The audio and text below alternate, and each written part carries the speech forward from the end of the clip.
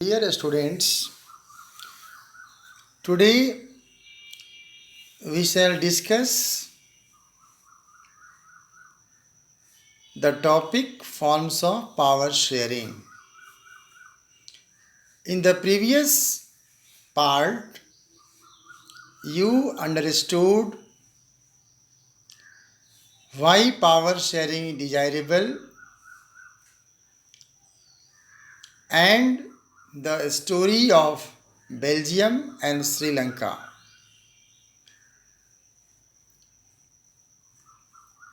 The idea of power sharing has emerged in opposition to the notions of undivided political power. Means राजनीतिक सत्ता का बंटवारा। पहले ऐसा लोग मानते थे कि राजनीतिक सत्ता का बंटवारा नहीं किया जा सकता। काफ़ी समय तक for a long time it was believed that all power of a government must reside in one person or group of persons located at one place. लंबे समय से यह परंपरा चली आ रही थी कि सरकार की सारी शक्तियां एक व्यक्ति या किसी खास स्थान पर रहने वाले व्यक्ति समूह के हाथ में रहनी चाहिए। मतलब एक ही व्यक्ति एडमिनिस्ट्रेशन का भी हेड, जुडिशरी का भी हेड, मिलिट्री का भी हेड, इस तरह की बात रहे। It was felt that if the power to decide is dispersed, it would not be possible to take quick decisions and to enforce them. और यह महसूस किया गया कि अगर फैसले लेने वाले की शक्ति बिखर गई तो तुरंत फैसले लेना और उन्हें लागू करना संभव नहीं होगा। But these notions have changed with the emergence of democracy. लेकिन यह विचार डेमोक्रेसी की स्थापना के साथ ही बदलाव आया। जैसा कि हमने पढ़ा है कि one basic principle of democracy is that people are the source of all political power. Democracy मतलब प्रजातंत्रीय शासन व्यवस्था की एक विशेषता रही है, एक प्रिंसिपल है कि जनता ही सब कुछ है। राजनीतिक शक्ति का सोर्स जनता ही है। जनता को ही यह पावर दिया गया है कि वो अपने रिप्रेजेंटेटिव जो इलेक्शन के माध्यम से चुने जाते हैं, जनता उनको रिवार्ड भी दे सकती है या पनिशमेंट भी देने का अधिकार जनता के पास है। In a democracy people rule themselves through institutions of self government. Democracy में यह देखने को मिलता है कि जनता के द्वारा चुने गए प्रतिनिधि ही जनता की तरफ से शासन करते हैं। In a good democratic government, due respect is given to diverse groups and views that exist in a society. एक अच्छे लोकतांत्रिक शासन में समाज के विभिन्न समूहों और उनके विचारों को उचित सम्मान दिया जाता है। यह डेमोक्रेसी में ही देखने को मिलता है। क्योंकि in democracy, there is no discrimination on the basis of color, place of birth, sex, religion, etc. Everyone has a voice in the shaping of public policies. सबको यह आज़ादी मिली है कि वह अपने आज़ादी का उपयोग करके अपने विचारों को सामने रख सकती है। Therefore, it follows that in a democracy, political power should be distributed should be distributed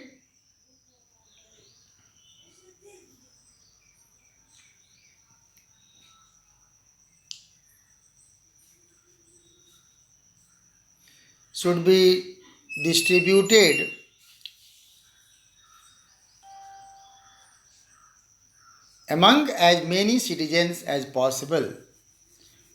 और मॉडर्न डेमोक्रेसी में यह देखने को मिलते हैं कि पावर शेयरिंग के कई रूप हैं. In modern democracies, power sharing arrangements can take many forms. Let us look at some of the most common arrangements that we have or will come across. Modern democracy की बात करें, power sharing arrangements कई प्रकार के हैं. पहला, power is shared among different organs of government such as the legislature, executive and judiciary. Power का sharing सरकार के 3 अंग लेजिस्लेचर, एग्जीक्यूटिव और जुडिशरी के बीच किया जाता है.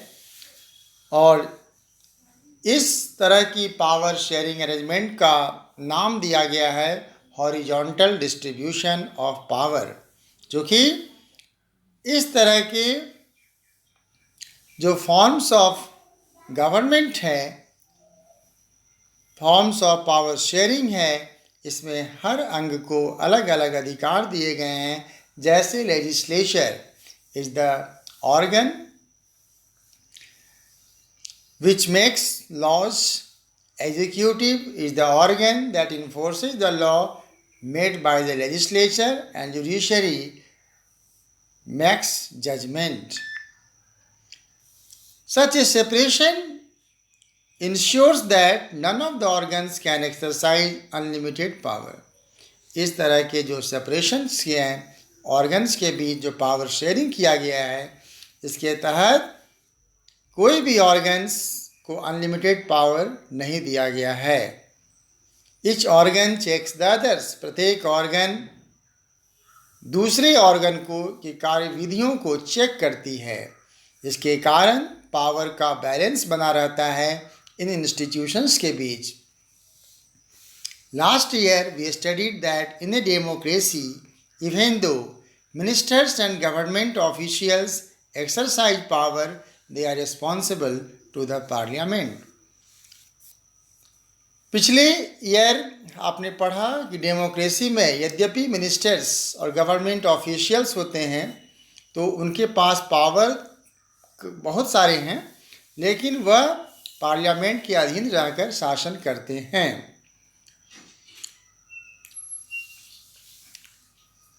और स्टेट असेंबली या कोई मिनिस्टर्स राज्य के हैं तो स्टेट असेंबली के प्रति, अपने कामों के प्रति जवाबदेह होते हैं. Similarly, although judges are appointed by the executive, they can check the functioning of executive or laws made by the legislatures. उसी तरह जजों को अपॉइंटमेंट एग्जीक्यूटिव करती है, लेकिन आफ्टर अपॉइंटमेंट जब पार्लियामेंट जब लॉ बनाती है तो उस तरह के लॉ को चेक करना ये जुडिशरी का जवाबदेही है कि वह यह चेक करती है कि जो लॉ बनाया गया है पार्लियामेंट के द्वारा, यह लॉ संविधान के अनुसार बना है कि नहीं. अगर उसे लगता है कि यह लॉ संविधान के अनुरूप नहीं है तो ऐसी लॉ को खारिज कर दिया जाता है. इसीलिए हॉरिजॉन्टल पावर शेयरिंग का दूसरा नाम चेक एंड बैलेंस सिस्टम भी रखा गया है. अब दूसरे ऑर्गन की बात करें, दूसरे फॉर्म्स ऑफ गवर्नमेंट की बात करें तो पावर का शेयरिंग सरकार के अलग अलग लेवल के बीच किया गया है. जैसे पूरे देश की शासन व्यवस्था को चलाने के लिए सेंट्रल गवर्नमेंट या यूनियन गवर्नमेंट या नेशनल गवर्नमेंट कहें, और स्टेट को चलाने के लिए प्रोविंशियल गवर्नमेंट या स्टेट गवर्नमेंट या रीजनल गवर्नमेंट. तो इस तरह के फॉर्म्स ऑफ पावर शेयरिंग जो है, जो सरकार के अलग अलग लेवल्स के बारे में बताया जाता है, तो इस तरह के पावर शेयरिंग को वर्टिकल पावर शेयरिंग कहते हैं.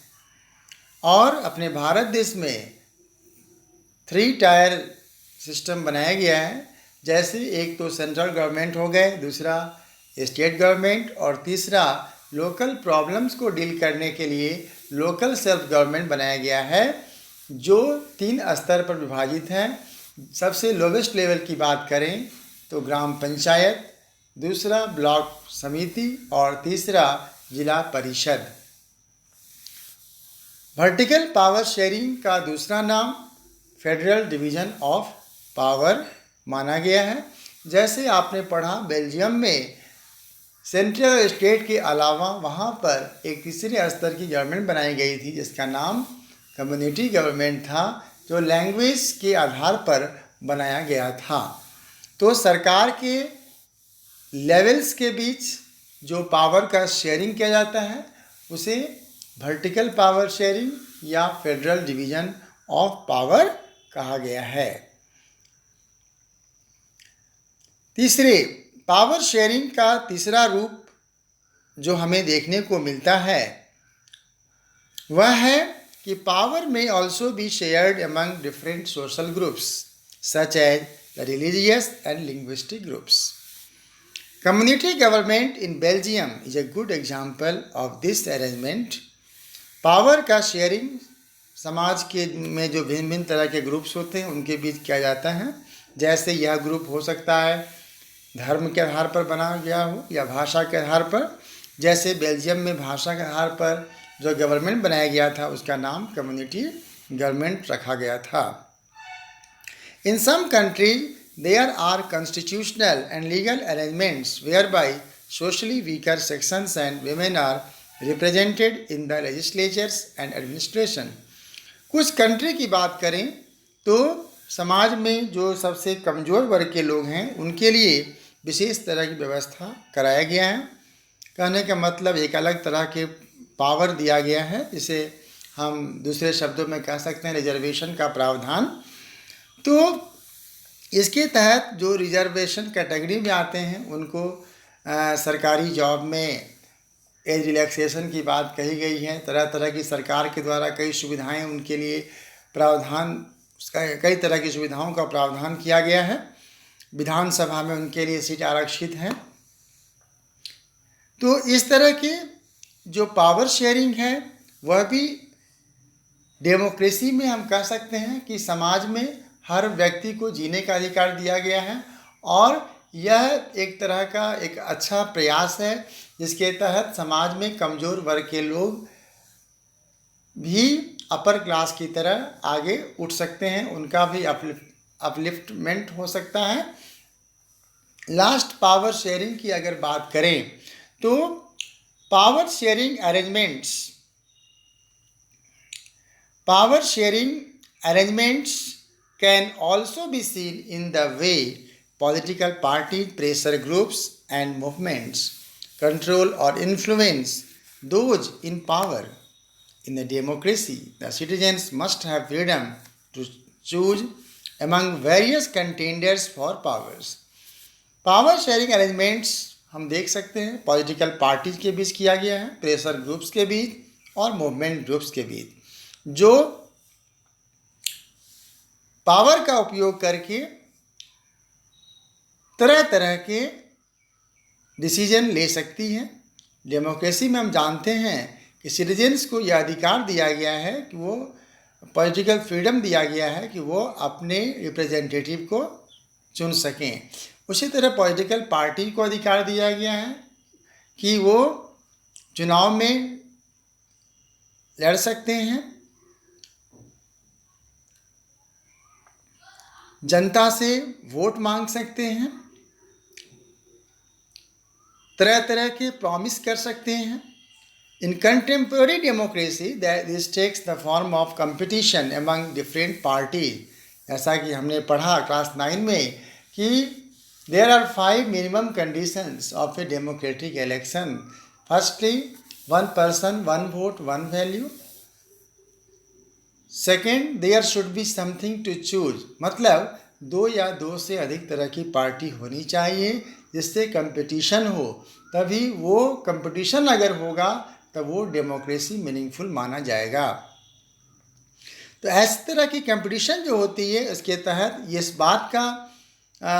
इस बात का एश्योरेंस होता है कि कोई भी एक व्यक्ति हमेशा पावर में नहीं बना रहेगा। अगर एक व्यक्ति पावर में बना रहेगा तो हो सकता है कि इससे डिक्टेटरशिप का बोलबाला हो। इसीलिए व्यवस्था किया गया है कि election should be held after some interval of time. In the long run, power is shared among different political parties that represent different ideology and social groups. जैसा कि हम जानते हैं भिन्न भिन्न पार्टी होती हैं, जैसे कि अपने भारत में BJP party, Congress party, CPI, BSP party, सभी पार्टी की पॉलिसियाँ, उसके प्रोग्राम अलग अलग हैं। जनता सभी पार्टी की पॉलिसियों को देखती है, समझती है और उसके अनुरूप ही वोटिंग में प्रेफरेंस देती है भिन्न भिन्न पार्टी को।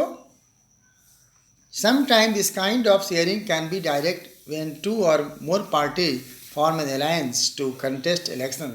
कभी कभी यह देखने को मिलता है कि जब एक पार्टी को पूर्ण मेजोरिटी जब नहीं मिलती है तो ऐसी पार्टी दो या दो से अधिक पार्टियों के साथ मिल जाती है और इस तरह जो सरकार बनाया जाता है उसको कहते हैं कोalition गवर्नमेंट कहते हैं। In a democracy, we find interest groups such as those of traders, businessmen, industrialists, farmers, industrial workers. Democracy में कई तरह के इंटरेस्ट ग्रुप होते हैं, जैसे कि व्यापारियों का, बिजनेसमैन का, इंडस्ट्रियलिस्ट का, फार्मर्स का और इंडस्ट्रियल वर्कर्स का।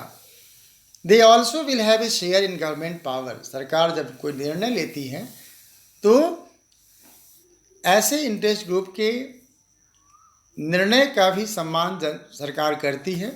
They also will have a share in governmental power. सरकार जो निर्णय लेती है उसमें इनका काफ़ी रोल हो सकता है, आइदर थ्रू पार्टिसिपेशन, या तो पार्टिसिपेशन के द्वारा इन गवर्नमेंटल कमिटी और bringing influence on the decision making process, या डिसीजन मेकिंग प्रोसेस जो अपनाया गया है भारत में उसके आधार पर। तो इस तरह हमने जाना there are different forms of power sharing. Firstly, horizontal power sharing, it is also known as check and balance system. Second, vertical power of sharing or federal division of power. Third, power may also be shared among different linguistic group. Fourth, power sharing arrangements can also be seen in the way political parties, pressure groups and interest groups. So then this is the end of the chapter, and all students are requested to learn the important term of this chapter, and what I am sending you question, prepare them in your own words